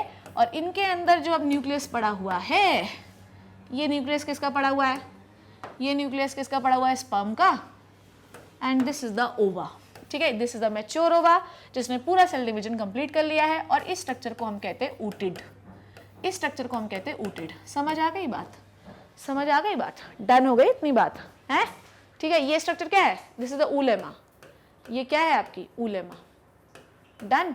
ये क्या है आप? ओहो, ये क्या है आपका? The red one, female pronuclei, female pronuclei. ये क्या है? न्यूक्लियाई। और ये है आपका मेल प्रो न्यूक्लियाई। डन। समझ गए अब आप क्यों अरेस्ट था, क्या कारण था अरेस्ट होने का? ठीक है, क्यों अरेस्ट था सेकेंडरी oocyte, क्या कारण था कि ये मैच्योर ओवम बन गया? ठीक है, समझ में आई बात? डन। मैच्योर ओवम का न्यूक्लियस लिख देते हैं यहाँ पे। ठीक है, और ये क्या है आपकी ऊलेमा है। ठीक, समझ आ गया बात? इसमें कोई टेंशन, कोई परेशानी तो नहीं? डन है, समझ में आ गई बात? डन। और ये पूरा स्ट्रक्चर जो है, ध्यान से समझो, यहाँ पर भी आप गलत लेबलिंग मत कर देना है ना, नहीं तो फिर फंस जाओगे। गलत लेबलिंग, ओहो क्या हुआ, कुछ हुआ, रुक जाओ। हाँ, तो ये आपका है, this is the nucleus, this is the nucleus and this is the secondary oocyte, ये सही है, ठीक है। तो एक सेकेंडरी oocyte के अंदर मेल प्रोन्यूक्लियर, फीमेल प्रोन्यूक्लियर, अभी ये मेटाफेज 2 में रस था, फिर स्पर्म की एंट्री हुई तो उन्होंने एनाफेज प्रमोटिंग फैक्टर रिलीज किया और ये मैच्योर हो गए। अब इसके अंदर जो स्पर्म है अब इससे फर्टिलाइज करने के लिए रेडी है और इस स्ट्रक्चर को हम कहते हैं ooted। डन हो गई इतनी बात, इसमें कोई परेशानी तो नहीं, डन। अब आगे बढ़ते हैं, कहाँ पे थे अपन यार, टिंग टिंग टिंग टिंग टिंग। चलो उसके बाद आगे बढ़ते, ये भी पेज कंप्लीट हो गया ना। अब इस ooted स्ट्रक्चर में क्या होगा बच्चों, फर्टिलाइजेशन। क्या होगा, फर्टिलाइजेशन। ये 23 क्रोमोसोम वाले, ये 23 क्रोमोसोम वाले, फर्टिलाइजेशन, ठीक है। फर्टिलाइजेशन होगा तो क्या होगा बोलो, क्या होगा बोलो, ये एक डिप्लॉइड स्ट्रक्चर बन जाएगा, ठीक है। ये एक न्यूक्लियस बना जिसके अंदर 46 क्रोमोसोम होंगे, ठीक है। ये एक डिप्लॉइड न्यूक्लियस बना जिसके अंदर 46 क्रोमोसोम होंगे और इस स्ट्रक्चर को मेरे लल्ला हम कहते हैं जाइगोट। हो गया फर्टिलाइजेशन, बच्चा पैदा करने के लिए रेडी है फीमेल। समझ आई बात, क्या बोला मैंने, है ना, समझ में आया, स्टेप समझ में आया आपको, इसमें कोई कंफ्यूजन तो नहीं, ये आपको समझ में आया। सो this is the secondary oocyte जो अभी मेटाफेज में अरेस्टेड है। जैसे ही स्पर्म की एंट्री होगी ये मेटाफेज से एनाफेज में जाएगा, एनाफेज से टीलोफेज में जाएगा और अपना मैच्योर जो है एक पूरा एक मैच्योर न्यूक्लियस बना लेगा, मैच्योर हो जाएगा ओवम। ये पूरा मैच्योर ओवम है जिसके अंदर मैच्योर प्रोन्यूक्लियाई पड़ा हुआ है, ये मैच्योर जो है मेल न्यूक्लियाई पड़ा है और इन दोनों के बीच में होगा अब क्या, fertilisation and they will make the zygote. ये क्या बनाएंगे मेरे बच्चों, जाइगोट का फॉर्मेशन कर लेंगे। So fertilization we have done with the fertilisation, ठीक है। पर यहाँ पर अगर आपके मन में एक सवाल आना चाहिए और अगर नहीं आ रहा है तो बेटा आना चाहिए, मैडम अगर एक स्पर्म एंट्री कर सकता है तो बहुत सारे भी तो कर सकते हैं। तो बेटा ऐसा है कि हाथी का बच्चा शेर हो सकता है, कोई टेंशन नहीं है, इंसान का बच्चा घोड़ा हो सकता है, होने के लिए जीवन में कुछ भी हो सकता है, पर नॉर्मली ऐसा होता नहीं है, ओके। हो सकता है कई बार तो ऐसा भी सुनने में आया कि एक फीमेल के 64 बच्चे हुए, 3 बच्चे हुए, 2 बच्चे हुए, पर हम एक आइडियल कंडीशन लेते हैं कि एक ही बच्चा होता है, पर कई बार ऐसा होता है। पर मैडम अगर इतने सारे स्पर्म इस ओवा के चारों तरफ जुड़े हुए हैं, ठीक है, तो एक से ज्यादा भी तो एंट्री ले सकते हैं। तो ऐसा नहीं होता बच्चों, ऐसा नहीं होता है। टू प्रिवेंट द, ऐसा देखिए अभी मैं आपको, जाइगोट बन चुका है, हमारा फर्टिलाइजेशन डन हो गया है। आपको आखिरी रिएक्शन पढ़ा देती हूं मैं, उसके बाद मैं पूरा लेक्चर समराइज करूंगी और अपने नोट्स दे दूंगी और लेक्चर खत्म करूंगी। चलिए देखते हैं ध्यान से। टू प्रिवेंट द पॉलीस्पर्मी, ध्यान से देखो, टू प्रिवेंट द पॉलीस्पर्मी, ठीक है। पॉलीस्पर्मी का मतलब होता है कि एक से ज्यादा स्पर्म की एंट्री को रोकने के लिए there are 2 types of block मेरे बच्चों, ठीक है। 2 प्रकार के ब्लॉक होते हैं, एक होता है फास्ट ब्लॉक, ठीक है, एक होता है बहुत फास्ट ब्लॉक और एक होता है स्लो ब्लॉक, ठीक है, एक होता है बहुत स्लो ब्लॉक, स्लो ब्लॉक, ठीक है। आइए आइए मेरे साथ, देखिए कहाँ है यार, okay. Now listen to me very carefully, क्या बोल रही हूं मैं, जब स्पर्म ऊलेमा के अंदर स्पर्म का न्यूक्लियस एंट्री हो जाती है तो इस जगह की मेम्ब्रेन जो होती है ना ऊलेमा, ये डीपोलराइज हो जाती है। क्या हो जाती है, depolarization of the membrane, depolarization of oolemma, ठीक है, डीपोलराइजेशन ऑफ ऊलेमा। डन, समझ में आई बात, क्या बोला मैंने बच्चों, ध्यान सुनो।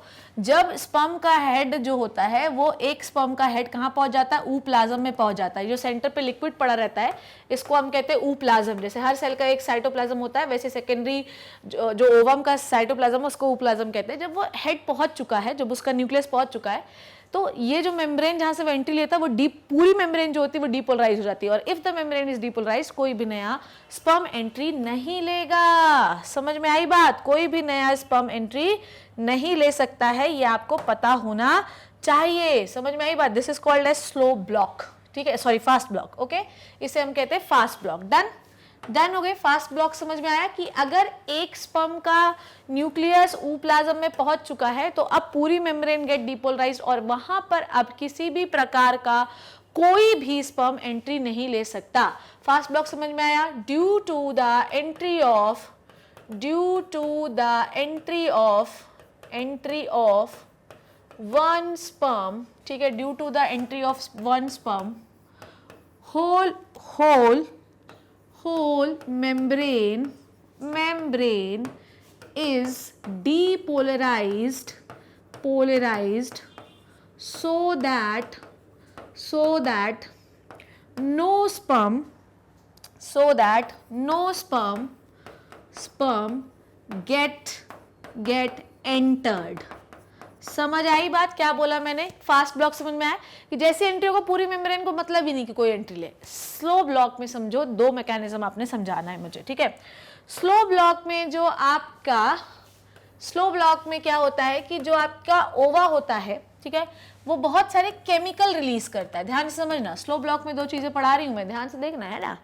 स्लो ब्लॉक में दो चीजें पढ़ा रही हूं। सबसे पहले मैंने आपने पढ़ानी कॉर्टिकल रिएक्शन, ठीक है, सबसे पहले मैंने आपने पढ़ानी है कॉर्टिकल रिएक्शन। चलो देखो रे, आ जाओ, क्या बोल रही हूं मैं। कॉर्टिकल रिएक्शन क्या होता है? देखो, ये जो आपका ये पड़ा हुआ है ना ऊप्लाज्म, इसमें बहुत सारे कॉर्टिकल ग्रेन्यूल्स होते हैं, ठीक है, ये काले काले मैंने बनाया है, यहाँ पर बहुत सारे कॉर्टिकल ग्रेन्यूल्स होते हैं, ठीक है। क्या होते हैं? Cortical granule. डन, समझ आई बात? कॉर्टिकल ग्रेन्यूल होते हैं। अब जब स्पर्म एंट्री लेता है, पहला स्पर्म अंदर घुस गया, पहला स्पर्म जब अंदर घुस गया तो क्या होता है कि कंटी धड़ाधड़ कैल्शियम का इन्फ्लेक्स होने लगता है, अंदर होने लगता है, अंदर अंदर अंदर अंदर अंदर। चलो मैं थोड़ा सा डायग्राम बना के बताती हूँ, तभी आपको कुछ पल्ले पड़ेगा, नहीं तो क्या बोल रही हूँ मैडम को समझ में आ नहीं रहा है मैं। चलो देखो रे, आ जाओ इधर, कॉर्टिकल रिएक्शन बताती हूँ, देखो ध्यान से, है ना। ये है आपका सेकेंडरी oocyte का न्यूक्लियस, ठीक है, सेकेंडरी oocyte का न्यूक्लियस मान लेते हैं हम लोग, या सेकेंडरी oocyte मान लेते हैं, सीधी बात है। ये बाकी सारी लेयर्स हैं, ठीक है। ये आपकी जोना पेलुसिडा हो गई, ठीक है, ये सेकेंडरी oocyte है, जोना पेलुसिडा हो गई, ये हो गया आपका दैट कोरोना रेडिएटा। छोटे छोटे फॉर्म्स में लिख देती हूँ, CRZP, ठीक है, ऊलेमा, UL, ठीक है, OL, सॉरी, ठीक है। यहाँ पर क्या पड़ा हुआ है आपका? Nucleus, okay. और यहाँ पर मेरे बच्चों एक लिक्विड होता है जिसको हम कहते हैं ऊप्लाज्म। इसे हम क्या कहते हैं बच्चों? ऊप्लाज्म। ध्यान से देखना, है ना, फिर बनेगा नहीं तो मुझे मत बोलना मैडम आपने बताया नहीं कैसे होती कॉर्टिकल रिएक्शन। अब देखो ध्यान से, क्या बोल रही हूँ मैं, यहाँ पर बहुत सारे, ध्यान से देखो रे, यहाँ पर बहुत सारे कॉर्टिकल ग्रेन्यूल्स होते हैं। क्या होते हैं? कॉर्टिकल ग्रेन्यूल्स, ठीक है। क्या होते हैं मेरे बच्चों?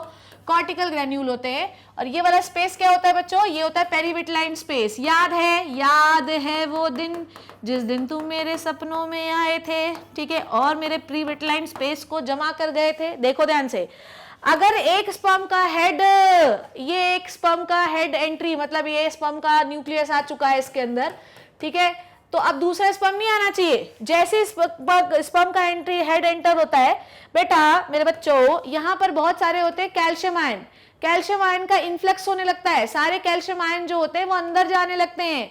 जैसे ही कैल्शियम आयन का इन्फ्लक्स होता है वैसे ही ये जो कॉर्टिकल ग्रेन्यूल होते हैं ये बाहर आने लगते हैं और इस पूरी मेम्ब्रेन को पता है क्या करते हैं? प्रीविटलाइन स्पेस को फ्रीज कर देते हैं। क्या कर देते हैं? फ्रीज। और अगर फ्रीज कर दिए तो दूसरा स्पर्म एंट्री नहीं ले सकता है। डन हो गई बात? समझ आई मेरे बच्चों को मेरी बात? तो प्रीविटलाइन स्पेस को हमने फ्रीज कर दिया जिसकी वजह से दूसरा स्पर्म एंट्री नहीं ले सकता है। तो इसमें क्या क्या पढ़ा हम लोगों ने? कैल्शियम आयन इन्फ्लक्स, ठीक है, क्या क्या पढ़ा बच्चों? कैल्शियम आयन इन्फ्लक्स पढ़ा। और क्या पढ़ा? कॉर्टिकल ग्रेन्यूल कहां पहुंच गए? कॉर्टिकल ग्रेन्यूल कहां पहुंच गए रे? ये पहुंच गए पेरीविटलाइन स्पेस में, ठीक है। कहां पहुंच गए? पेरीविटलाइन स्पेस में। और पेरीविटलाइन स्पेस PV लिख दे रही हूं, PV स्पेस फ्रीज हो गया जिसकी वजह से नया स्पर्म एंट्री नहीं ले सकता। डन। दूसरी बात और एक बताना चाहूंगी, दूसरा जो पार्ट है वो है केमिकल स्टिम्युलस।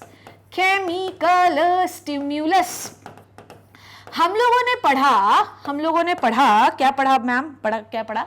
ये जो जोना पेलुसिडा होती है इसमें बहुत सारे ZP3 रिसेप्टर होते हैं। ये ZP3 रिसेप्टर हमें ये बताते हैं कि गैया भैंसिया का स्पर्म नहीं है, ये इंसानों का स्पर्म है। डन हो गई इतनी बात, ठीक है। ZP3 रिसेप्टर होते हैं, they are species specific. Done.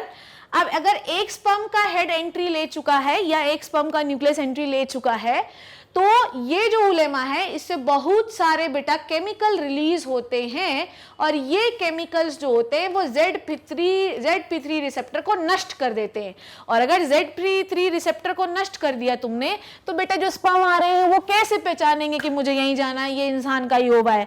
तो ये जो है ना ZP3 रिसेप्टर जो होते हैं ना इंसानों के स्पर्म को ओवा तक ले जाने, या ओवा जो इंसानों का ओवा है वो ZP3 रिसेप्टर की वजह से रिकॉग्नाइज होता है कि हाँ हाँ ये मेरा है, मेरा। जोना पेलुसिडा इंसान के पास तो जोना पेलुसिडा जो लेयर है वो इंसानों की लेयर है, उसमें स्पेसिफिक रिसेप्टर होता है जिससे स्पर्म पहचानता है। अब लेयर ही नष्ट हो गई तो स्पर्म पहचानेंगे नहीं तो एंट्री नहीं लेगा, ठीक है। सीधी बात है, इसमें कोई टेंशन नहीं। तो क्या क्या होता है इसमें बोलो क्या क्या होता है। ड्यू टू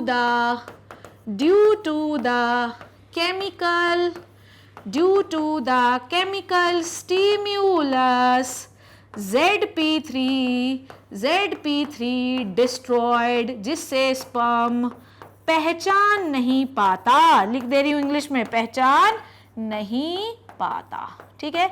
समझ आ गया आपको स्लो ब्लॉक और फास्ट ब्लॉक। फास्ट ब्लॉक में तुरंत स्पर्म की एंट्री बंद हो जाएगी, स्लो ब्लॉक में थोड़ा सा समय लगेगा स्पर्म की एंट्री बंद करने में।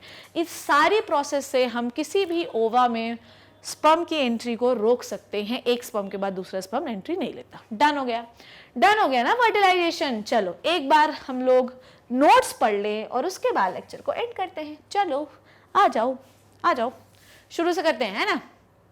देखो रे, फर्टिलाइजेशन नोट्स लिख लो। जिसको मेरी सुंदर हैंडराइटिंग समझ में नहीं आती है उसके लिए नोट्स लेके आती हूं मैं। चलो, फर्टिलाइजेशन पहला ही अपन ने देखा कि फर्टिलाइजेशन क्या होता है बच्चों। It is the fusion of sperm and ovum, ठीक है। जब कॉपुलेशन होता है, मतलब मेल पेनिस जब इंसर्ट होता है फीमेल वेजाइना में, तो वो अपना पूरा सीमेन फीमेल वेजाइना को देता है। इस प्रोसेस को हम कहते हैं insemination.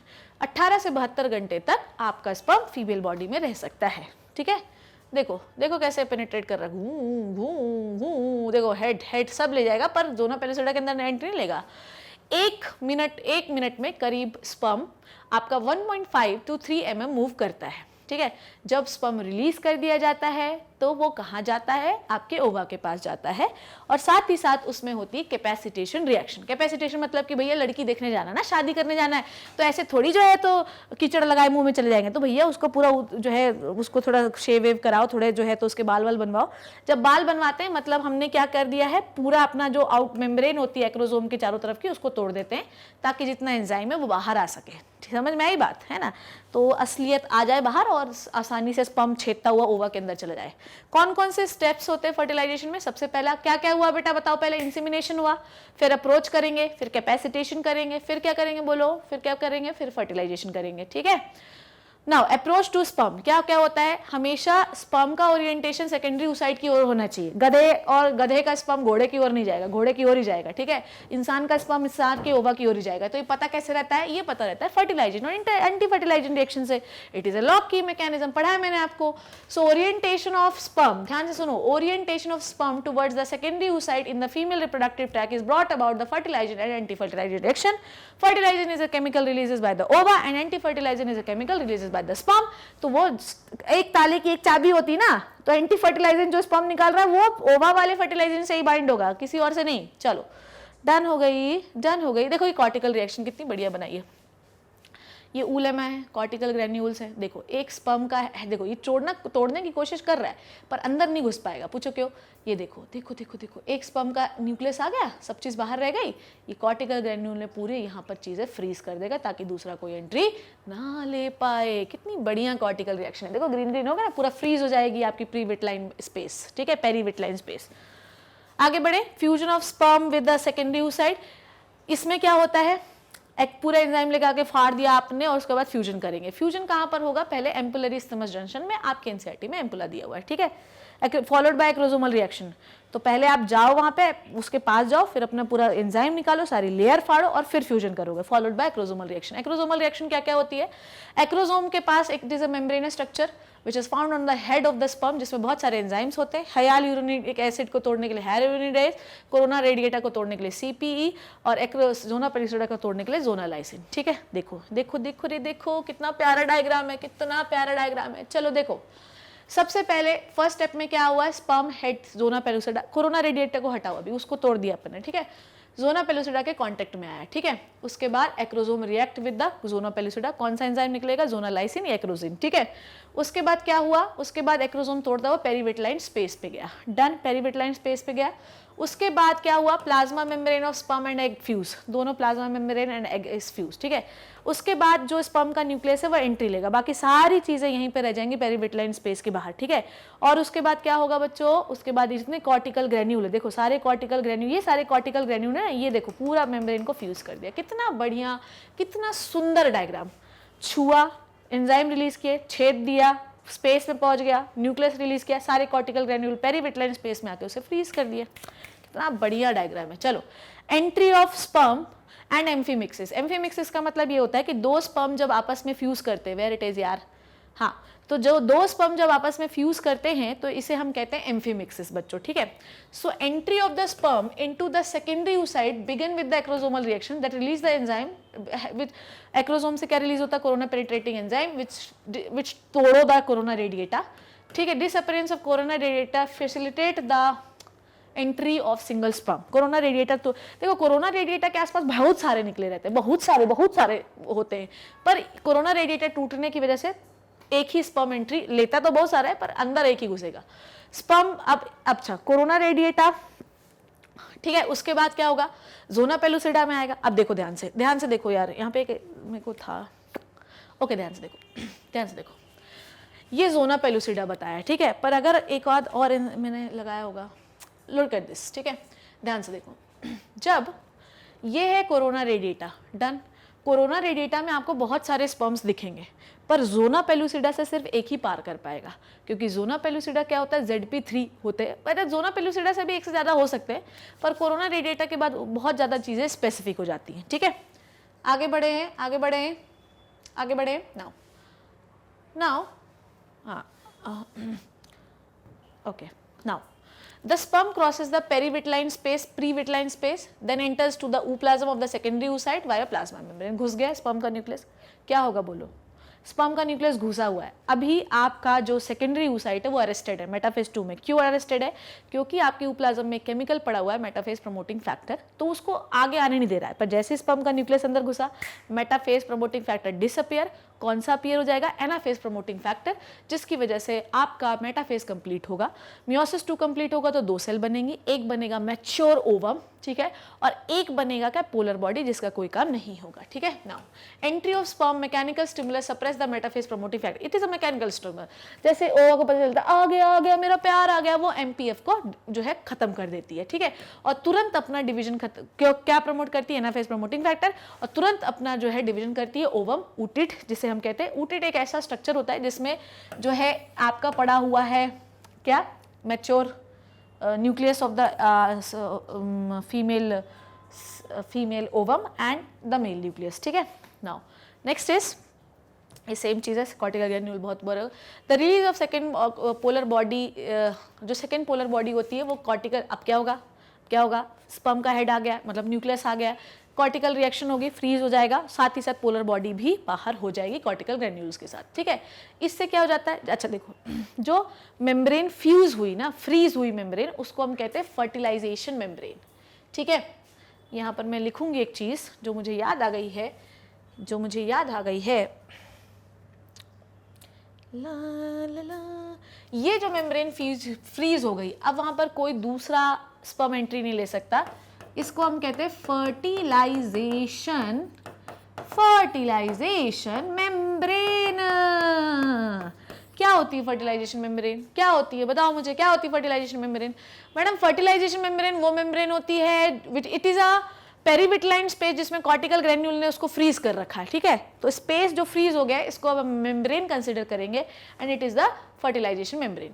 Proximal centriole sperm divide into 2, occupy the polar position and form the spindle. ये हम फर्टिलाइजेशन में पढ़ेंगे। अभी हम मान लेते हैं कि दोनों फ्यूज होगा, जाइगोट बन गया, ठीक है, डन।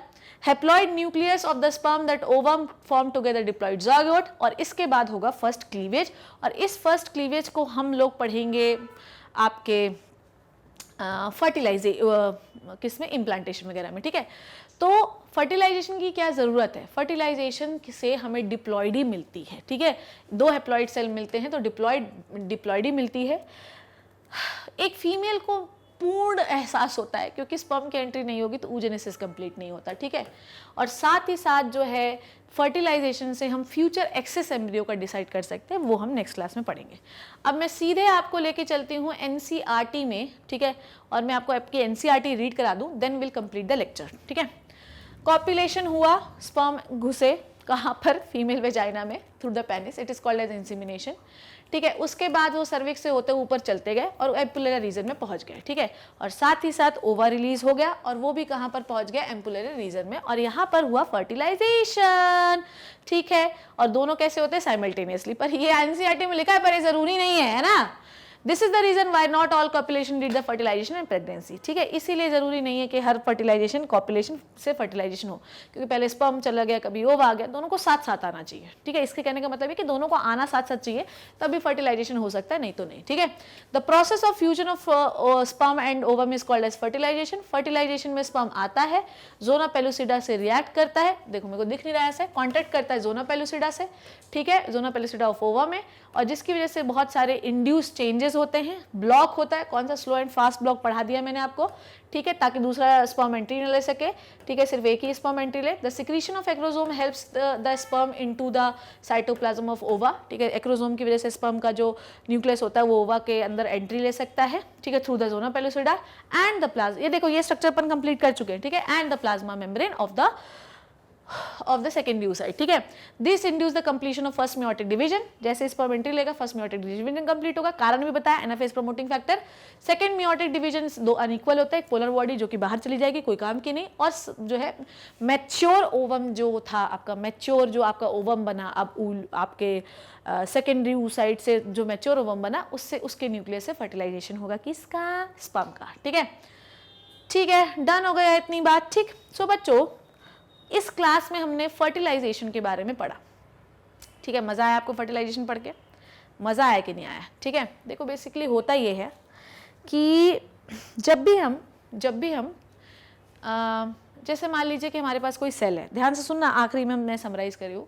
जैसे मान लो कि मेरे पास एक सेकेंडरी oocyte था, सेकेंडरी oocyte के अंदर एक न्यूक्लियस पड़ा हुआ था, जिसको हमने कहा कि ये मेटाफेज, इसका जो न्यूक्लियस है वो अरेस्ट है किस पे, मेटाफेज 2 पे, ठीक है।